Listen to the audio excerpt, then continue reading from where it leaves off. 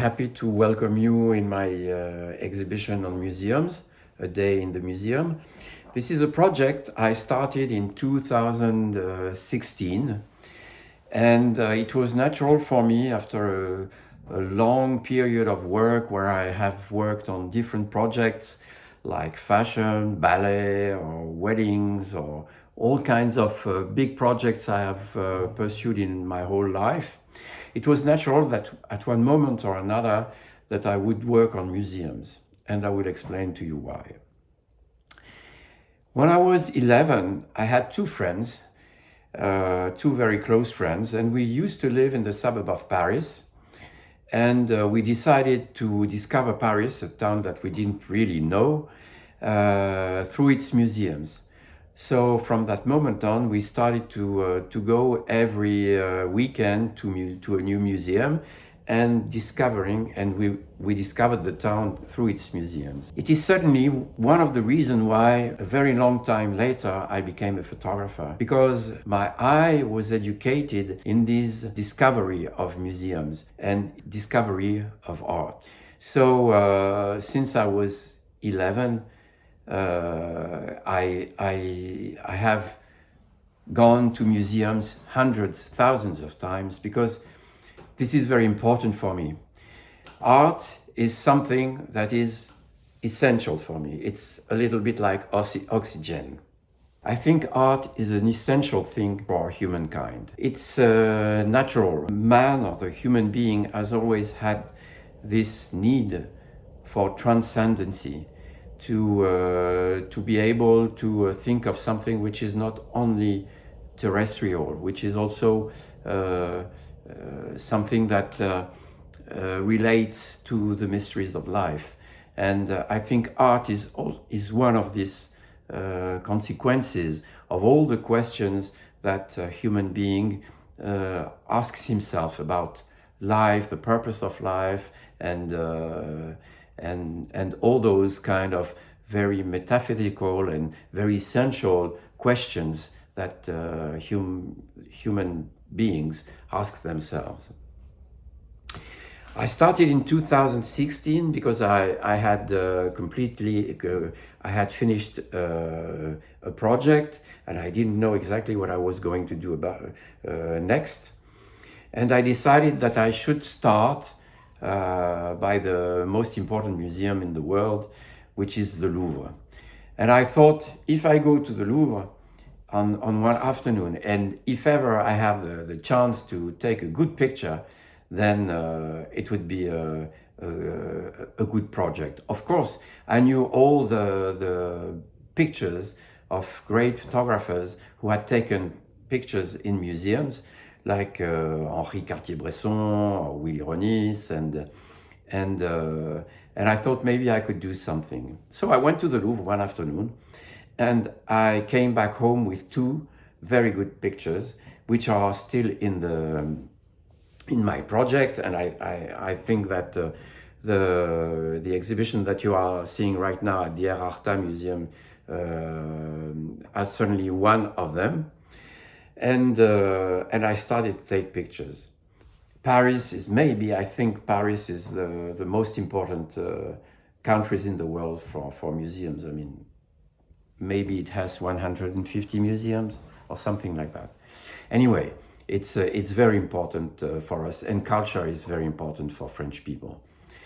So each time I was available, when I wasn't working or during weekends or whatever, I took my camera and went to museum.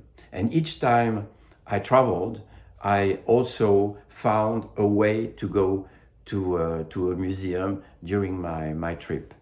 That is why when you have a close look at the pictures of my exhibition, you will see pictures taken anywhere. I mean, in England, in Belgium, in Italy, in Germany, and in Israel, in Russia, or in America, everywhere.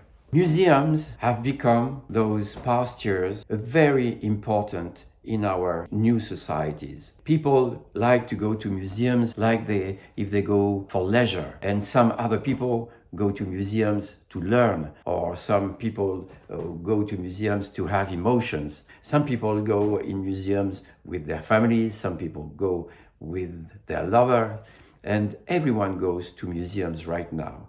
But when I started to go to museums when I was 11, so nearly 50 years ago, it wasn't that case. Museums were very, very often empty. Now museums are places of life. You go to museum, you can go and see a performance, a dance performance, or theater, or music. You can see conferences, and it's a very special place right now. Museums, in my opinion, are also mirrors of what our societies have become. I was in Orsay Museum one day, and I was sick. And I thought that I should go back home because I didn't feel well. I had fever and I was very, very tired. And I was about to go home when suddenly this Japanese woman came in the museum. So I decided to follow her. Apparently she knew very well the museum because she went directly to the lift and not the elevator. And I came with her in the lift. And then she went to the floor of Impressionism, where there are works of Monet, Degas, Renoir, all the Impressionists, Degas, and so on. She started to go from one painting to another, walking very fast. And there were hundreds of people, really hundreds of people. And I thought, my God, I will never be able to do a good picture with her because there are so many people, it's so crowded, I will never be able to do that. And then at that moment, she went directly to those two women painted by Monet. Those two women are so beautiful, you know, they are in the sun with their umbrella, but you know, sun umbrella, and you can see that there is wind going in the countryside, and the dresses are simply moving very slowly with the wind, and you can feel happiness of nature, happiness of being alive, happiness of spring. And at one moment, no one was in front of the paintings, and that woman simply standing on the right of the picture. And I took two pictures, and then suddenly she turned to me. I was surprised. I thought maybe she saw that I took a picture of her. So I was about to talk to her, but she asked me, please, would you be so kind to take a picture of me? Because she saw that I took a picture of the two paintings. So she went back on the right, and I took the same picture for her with her own camera. A very long time later, I realized that that woman was very, very delicate. Because why is she on the right of the image? It's simply because she saw that I was looking at the pictures, at the paintings, and I was taking a picture of them, and she didn't want to disturb me. So this is certainly the reason why she simply stood on the right of the picture, and while I was taking a picture, she was beautifully watching, dreaming in a very serene way at the two paintings of Monet. So this is like a present of life. Robert Doisneau said one day that one of the main qualities of a photographer should be to believe in miracles against any logic. And that's right, this is a miracle. And if a photographer is believes in photography and believes in life, you will see that he will have gifts of miracles very, very, very often, much more often than we think. And this is the reason why a lot of people ask me if those pictures were set up. But no, they were not set up. It's simply you have to be discreet, you have to welcome life and to welcome the miracles of life. One day I had an exhibition in Moscow at the Mультимедиа Art Museum, and I arrived some days before the beginning of the exhibition. And of course, as I do each time I travel, I went to museums. I went to Pushkin Museum and to Tretiakov. And I took several pictures that were good enough to be in the exhibition. So we managed with the museum to have them enlarged and framed, and we had the possibility to show them in the exhibition. And what happened is one day, two girls who were in one of my pictures, which was taken at the Pushkin Museum, suddenly recognized themselves. And they were so happy that they made a selfie with my picture. And this is a selfie that you can find on internet. And it was very funny and very, very pleasant to see that.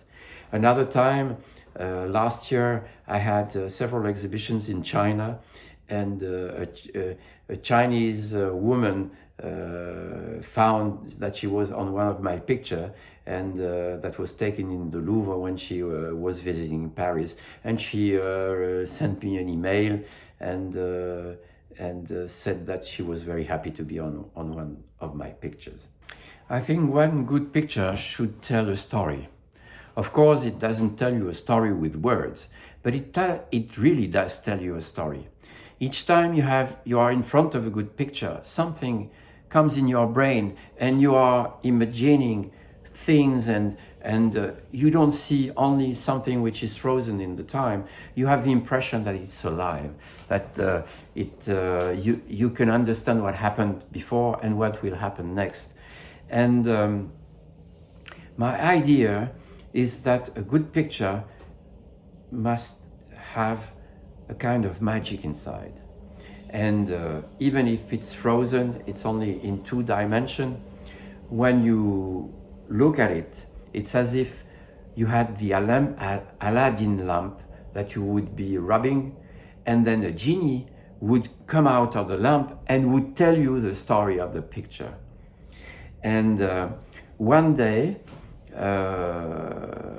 Edouard Boubard answered to the question, why do you take photos? He said, why do I take photos? Why do I take images? So I'm going to tell you in French. Pourquoi est-ce que je fais des images? Parce que image, magie. I tell you the meaning of that. Image should be the anagram of magic, because in French it's like that. For me, a good picture should be the anagram of magic. It's at the same time the meeting of an emotion that the photographer felt when he took the picture, because it's impossible to have a good picture if the photographer had no emotion. It's impossible. You cannot convey an emotion if you have no emotion when you take the picture. And you have to, it has to be a reflection, a thought on the reality you are in front of. The photographer has always a point of view.